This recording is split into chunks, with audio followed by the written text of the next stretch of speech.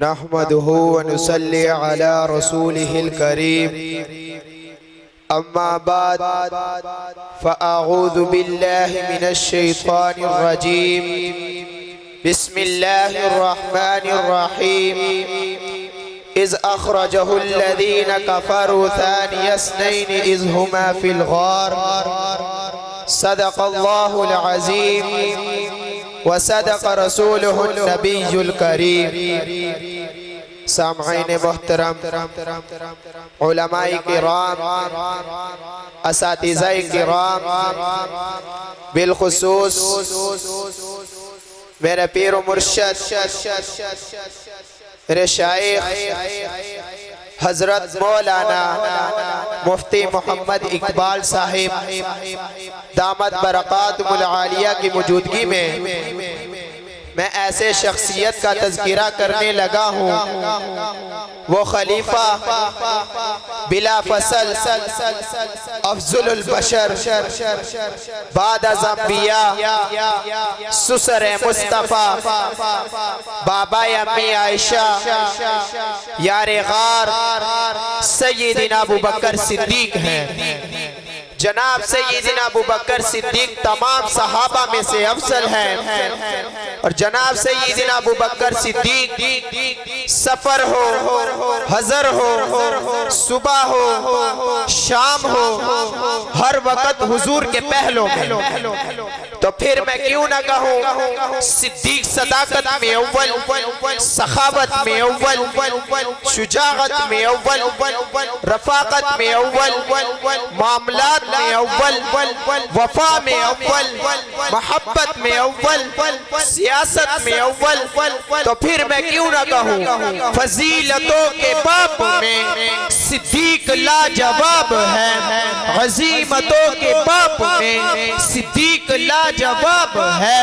उमर गनी अली सभी तो लाजवाब है, मगर अकीदतों के बाप में सिद्दीक लाजवाब है। इमामों के बाप में सिद्दीक लाजवाब है।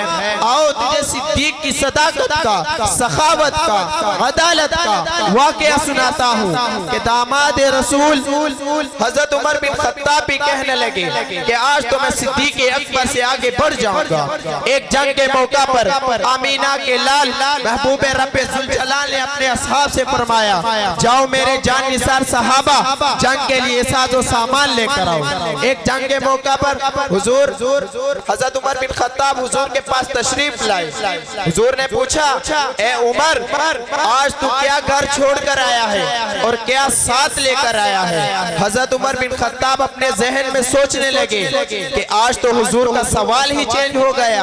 हुजूर पहले पूछा करते थे कि कितना माल लाए हो और आज पूछ रहे हैं कि कितना माल घर छोड़कर आए हो। इतने में जिब्राइल सिद्दीकी लिबास पहनकर यानी जिस्म पर टाट लपेटकर हुजूर के पास तशरीफ लाए। हुजूर ने पूछा, ए जिब्राइल, ये क्या मामला है? तो जिब्राइल फरमाते हैं, या रसूलल्लाह, जरा आसमान की तरफ नजरें उठाकर देखें। आपने जब आसमान की तरफ देखा तो आसमान में मौजूद तमाम फरिश्तों ने सिद्दीकी लिबास पहना हुआ था।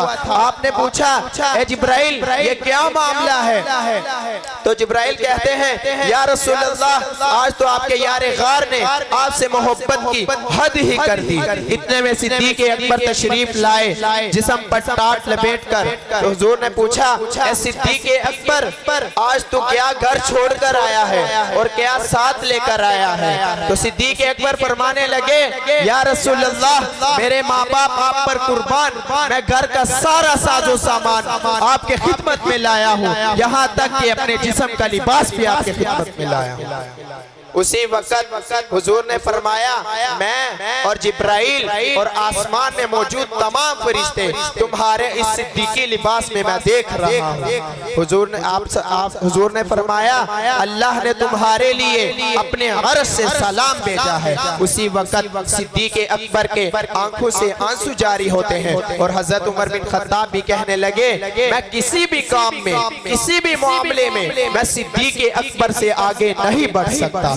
तो फिर मैं क्यों न कहूँ वो पहला मददगार, पहला सहाबी, नबी ने जिसे हर कदम पर दुआ दी, वो अफसल बशर बाद अंबिया है, वो जाने सदाकत, वो जाने वफा है। फरिश्ते उसी की अदाओं पे आशिक, उसी की नमाजों दुआओं पे आशिक, वो नबियों से कमतर, इमामों से आला, मोहम्मद से हरदम वफा करने वाला, बशर की शराफत का मयार ठहरा, सदाकत का ऊंचा वो मीनार ठहरा। वो चलता हुआ एक बाबे हरम था, वो सारे का सारा कुरान जैसा, चट्टानों से मजबूत उसके कदम थे। वो चलता हुआ एक बाबे हरम था, वो सारे का सारा था कुरान जैसा, खुदा के था एक एक फरमान जैसा। खुदा उस पे राजी हुआ, वो खुदा पर कहे खुद से आमी, उसी की दुआ पर। वही सानियस नहीं का है मुखातिब, उसी के लिए है बड़े सब मुरातिब। झुका था नजरें उमर उसके आगे, खड़ा होकर शामो सहर उसके आगे।